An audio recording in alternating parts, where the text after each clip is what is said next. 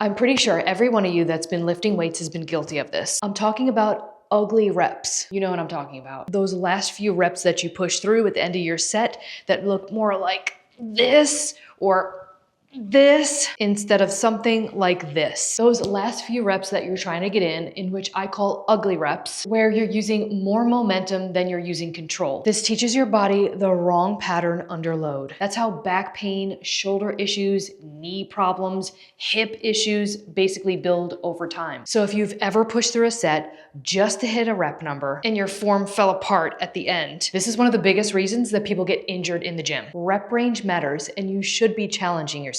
But your final rep should still look clean. If you're swinging the weight and rushing your tempo, that's no longer strength, that's compensation. When your form breaks down, other muscles have to step in order to get the move done. And that is just your body's way of protecting you. But if you repeat those compensations over and over again for months or years, that compensation pattern becomes your default movement pattern. And that is one of the biggest reasons why people who lift get pain and have all these issues later on in life. So if you've been guilty of those ugly reps, pushing through with really poor form just to get those reps in, do this instead. Stop before your form gets bad, because that last rep, that is your true working limit. There's plenty of different techniques, but there's two things that I like to do in order to safely progress and also challenge your muscles. After you've done your last rep with perfect form, you stop and you give yourself enough rest time. You can add in one more shorter set,